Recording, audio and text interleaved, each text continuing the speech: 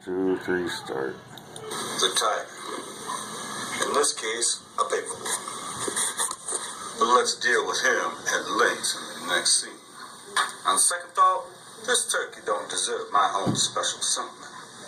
Let's just go ahead and dispense with him straight off. He wasn't actually one of my actors. He was the director. But he'll serve as a good example to make my next point.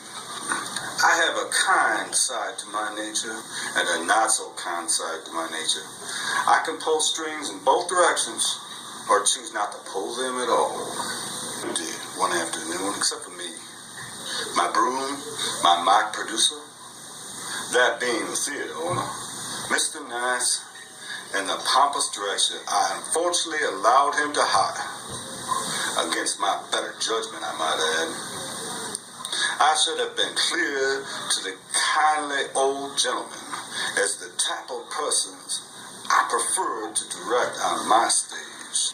Allow me to illustrate. Hey, you broom boy, go across the street and get me a vet latte double shot non-fat with extra foam and bring it back here on the double quick before it gets cold. Excuse me?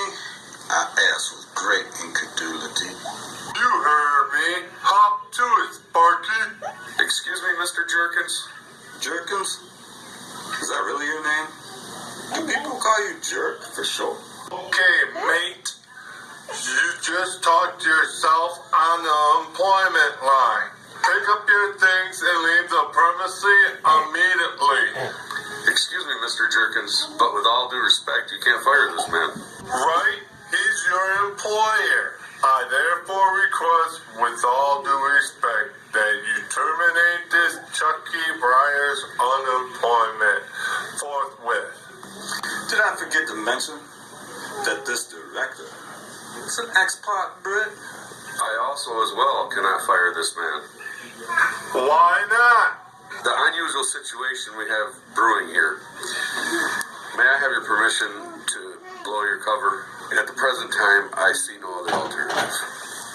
Permission granted. I am not the actual producer of this production. I am only his humble stand-in, his figurehead. The cheeky brighter that you see standing before you is the real producer.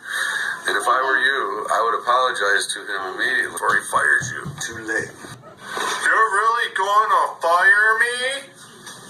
Pretty much. But why? Because it amuses me to do so. Actually, I was anything but amused. That is just a frequent catchphrase I tend to overuse to explain my various actions in this world, capricious and or not. Young Jerkins was then escorted off the premises by the theater owner and Joey, the real janitor. But not before he signed various legal papers to hold us harmless and was made to understand that he was not to reveal my true identity to anyone, especially to the press. That is, if he wanted to preserve his own overly generous severance pay, which would now be coming to him in monthly installments. Fortunately, when this incident occurred, there were no other witnesses present to further complicate the matter. Firing people can be very expensive these days. That's why so few ever are. However, I just couldn't abide a clown like this. He needed a good firing. Unfortunately, it did not go gracefully onto that long line of the employment directors, bawling like a little baby throughout most of the exit process. Why?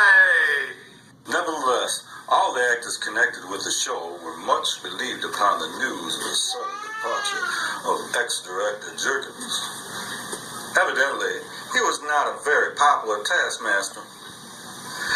I heard many of them tell outlandish stories about him to each other.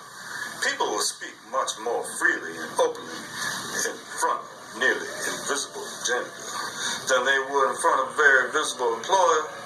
Apparently, Jerkins had been hitting on some of the more attractive female members of the cast, like campers telling stories around the bonfire about a local boogeyman.